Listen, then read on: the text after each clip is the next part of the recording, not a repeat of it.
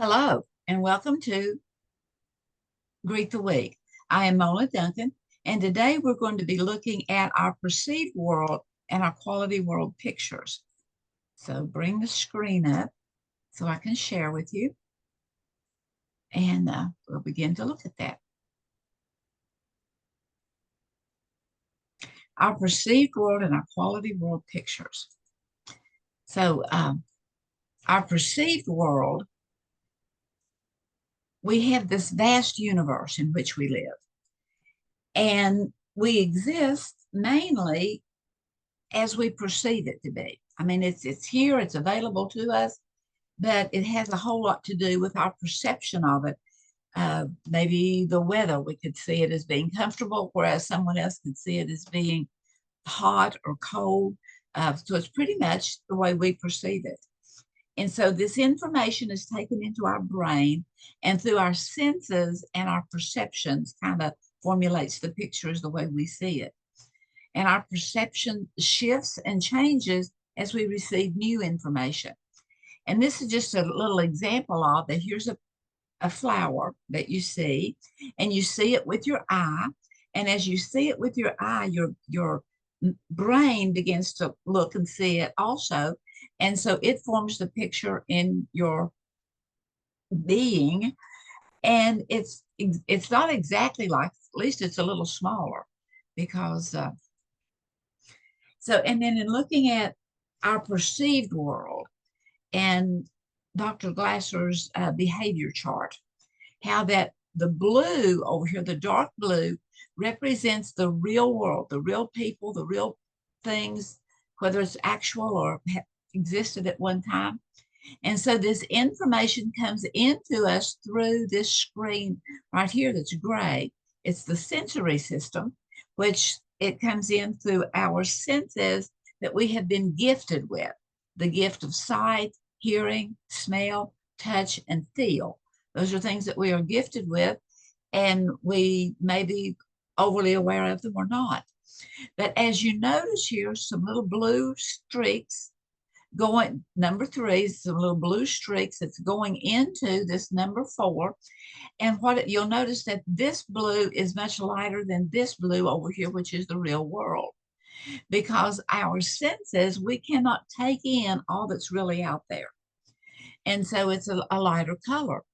That this right here, point number 4, is our total knowledge filter. This is everything that we know from the day we have been born and brought into this world until right here today. It's what we know, whether we like it or dislike it. It's what we know. It's the filter that goes through there. And so the filter, we could just be blown away with so much things coming at us, kind of being bombarded, that we have a filter.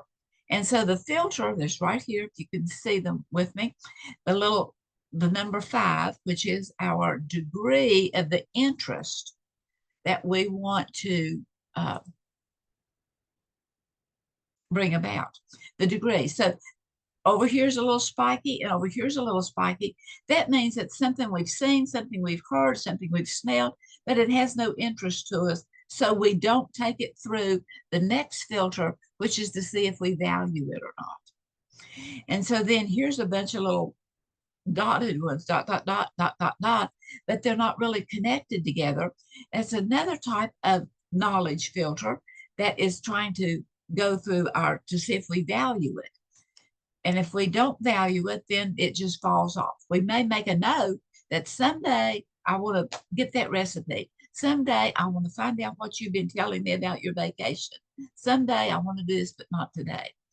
But the total knowledge filter, the things that hopefully it will include this little get together, that as we go through, here's the total knowledge information. Oh yeah, I know something about reality therapy and choice theory. So not only does it come here and touches our valuing filter, but it also penetrates and goes through into the world that we perceive. And so that it goes in, but we have to value it or we wouldn't have taken it in. Just like in the little dot, dot, dots here ones, we valued it to want to know more about it later. but I don't want to take the time to go into that today. And so then we go into the perceived world. And that perceived world includes these three colors, which is the red, that is whenever things are unsatisfactory, the yellow when things are pleasant, and the green when things are neutral. And you'll notice here, I have an 8 at the top and an 8 at the bottom. Well, as we have looked through at times before, and we'll be looking through again on the chart, that if we have a tendency to go with painful. If we go with the 8, this is being ineffective, whereas this one is being effective. But two things back here is that valuing filter. That's what this is. This green right here, right, will tell you up here that it is labeled as the total knowledge filter, everything we do know. And this valuing filter has been labeled the things that we will filter through. If we don't want to know about it, we're not going to take it in. So I put this word quality in here deliberately because I want us to look at the quality world. What is the quality world? And where does it come from? And how does it happen? Well, it is something that is really quality that we might not can get to right now. Or maybe we've gotten it and, we're just overwhelmed with how wonderful it is. But anyway, then here at the end of the chart, it shows the fact that the quality world is really, really, really, really the valuing filter. This is the valuing filter. And back here is the quality world put out boldly so that we can see it. And this quality world is what we want the most. It's what we value. It is pictures that are associated with our strong, positive feelings, which help us to survive whatever's going on in life and whatever may be difficult in life. It's those things that helps us to survive.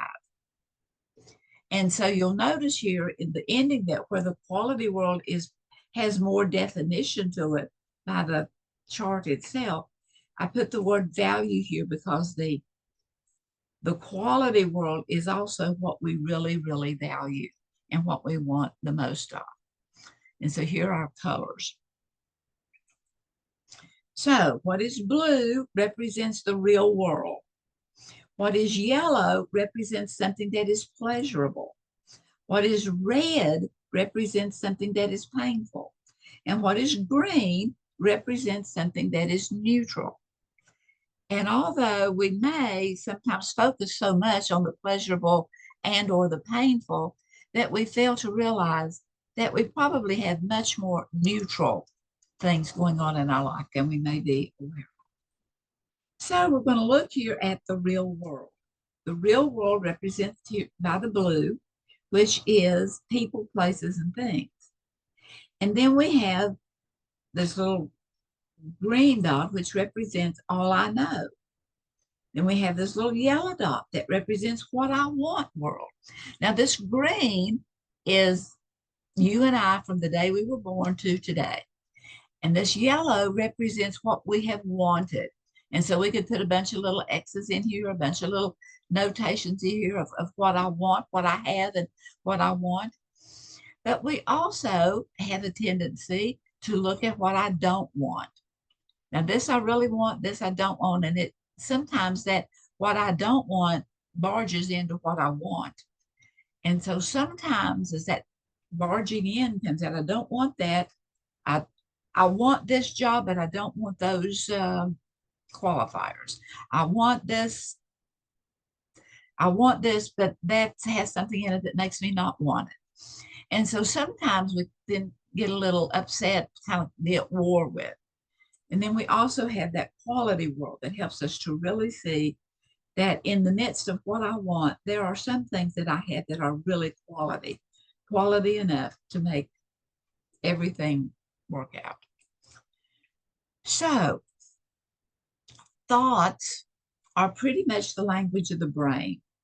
The thoughts help us to what we're thinking. It helps us to decide. It helps us to calculate. It helps us to determine whether or not something would be feasible and worthwhile. Whereas our feelings is somewhat the language of the body. It's the pain, it's the emotions. Does it taste good? Is it too hot? Is it too cold? It's the language of the feelings. So environments, there's always environments, and sometimes we may not give a lot of definition to them. But so we're hearing something outside, we hear something outside, and we go outside to see what's going on, what's the big commotion, and we don't like what's going on, and we have a tendency to take it internally. And so then we want to, it becomes a cause and effect, because out here's the cause, and we go out there, we take it into us, and we have some kind of an effect, whether it's pleasant or whether it is unpleasant. But here's an example of looking at something externally. So someone comes over to visit you, and or you go out to eat with them, or you go out to do something with them, and they are just, they have the nicest things in the world, and you're so, oh wow, I wish I had a car like you have. Oh wow, I wish this. And so you want wealth, you think wealthy thoughts, but unfortunately many times you feel poor. So therefore the effects of wealth is a non-attraction. We're not a, we may be attracted to it, but it's using it, we're attracted to it externally, and it's a non-attractor for it to be flowing into you. Well, here's the environment. Up here we looked at external, taken internally is cause and effect. Because this happened, this is the effect of it. Well, now we're looking down here, here's the environment. But as we take this environment and we view it, we look at what's going on around us, whether it's what's going around us, where we are right here, and we view it internally. That then as we look at it externally, or how we can use it, we have a cause that is effective. And energy responds to our mindfulness. As we have our real thoughts there, our cause and effect. One, just looking at what's going on here, here's the cause and here's the effect. Whereas the other is we can begin to cause an effect. So here's just a few little thoughts. That things are created first in the mind and then in reality. Or they're created, the reality of it. Well, as we age, some specific wants are formulated for specific needs. Those specific wants have some level of quality attached. Our quality wants sometimes prove to be ineffective.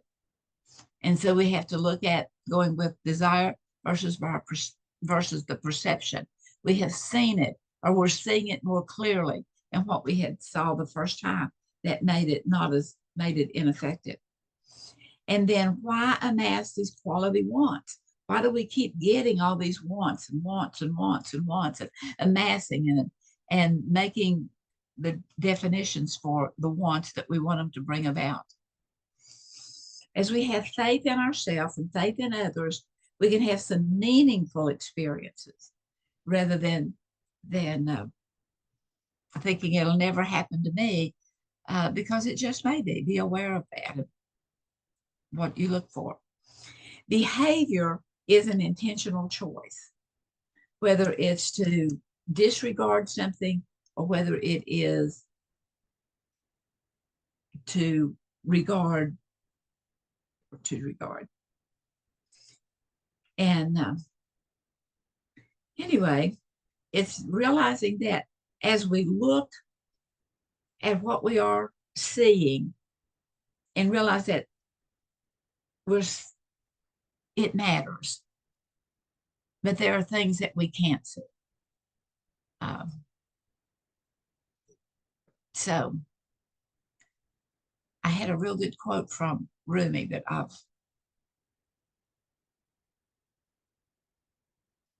failed to write it down because it was really, really powerful. That there are some thoughts that we have that never really manifests itself. But it's being aware, and it's looking at our own wisdom part in addition to our wonderful brain that we have been given. So thanks for being here, and many blessings to all.